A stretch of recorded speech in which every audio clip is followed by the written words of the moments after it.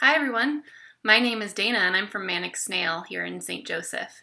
And Miss Jess is a good friend of mine and she asked me if I could stop in and show everyone how to write a letter and address an envelope so you can mail a fun message to your friends or your family members or your grandpa or grandma or anyone who lives maybe a little farther away than you're able to travel right now. So let's get started.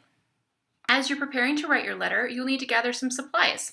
So first, make sure you have some paper to write on. Maybe grab a couple of extra sheets in case you make a mistake and decide you want to start over. Then you'll need a pen or a pencil to write with. I'll be writing with this marker just so you're able to see what I'm writing on the page. So you got your paper, you got your writing instrument, you have an envelope or maybe a couple of envelopes just in case you make a mistake. And finally, you have a postage stamp, and this is what's going to allow you to mail your letter. So let's get started with how to write a letter. There are 5 parts to writing your letter. First, the date. Number 2, the greeting. Number 3, the body. 4, the closing. And number 5, the signature. The first thing you're going to write on your letter is the date, so that the person reading it knows when you wrote the letter. It might not arrive to them for maybe another 5 days or 7 days, but when they're reading it, they'll know the date that you wrote it. Next, you'll add a greeting. Think about how you might like to say hello to someone when you see them in person. Hi, Joe, or hello, Miranda. When it comes to letters, the most common way to write a greeting is to say, Dear Joe, or Dear Maria. Number 3 is the body of your letter. This is where you get to share all of the fun information that you want to tell your friend. Maybe you talk about how you played outside yesterday, or how you're really enjoying the sunshine, or maybe about a new book that you're reading. Number 4 is the closing. This is the end of your letter, so you can think of a way you'd like to say goodbye. A lot of people sometimes say, I'll see you soon, or respectfully yours. You can even use something simple like love, so that the person knows the letter was sent with love. And the last thing that you write is your signature. This is just the stylized way, the fun way that you like to write your name. That's called your signature. And you put that at the bottom of the letter. So now I'm going to write my letter. First, I'm going to write today's date. And I wrote that in the upper right-hand corner. Next, I'll write the greeting, and I'm writing my letter to my friend Kaden. Dear Kaden. Now, what comes next? Part number 3, the body. I know. It snowed a lot here yesterday. I got to build a snowman with my friends.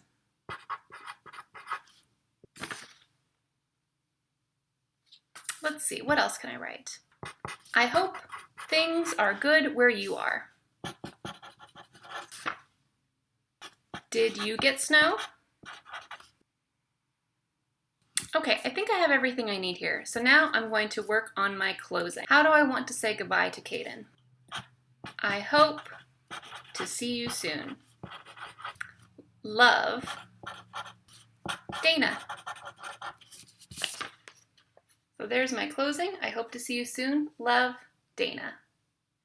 All right, I think my letter is ready to mail. It's got all the 5 parts. It's got the date, and the greeting, and the body, and the closing, and the signature. So I think it's all ready to mail. Well, I need to learn how to address an envelope. How to address an envelope.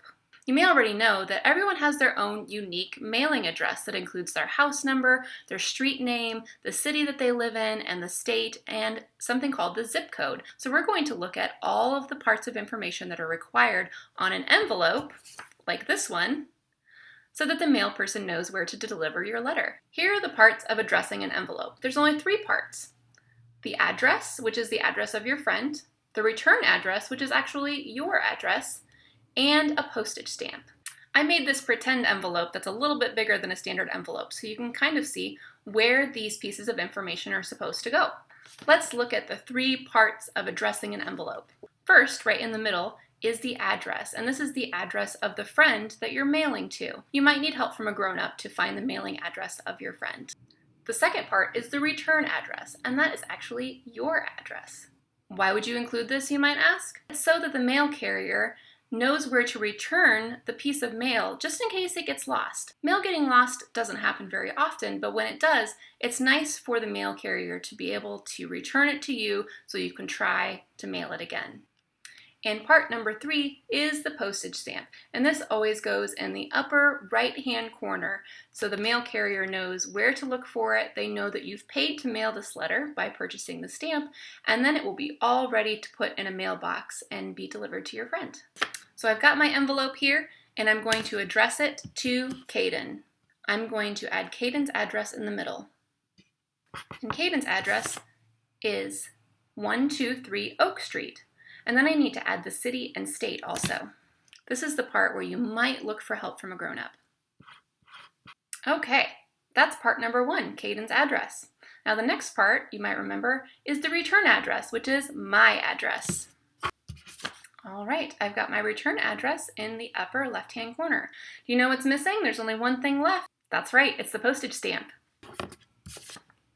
All right. Caden's envelope is all ready to go. Now I just have to fold up Caden's letter and put it in the envelope and seal it up. Make sure it's folded small enough so it fits inside. All right, Caden's letter is inside the envelope and it's all ready to mail.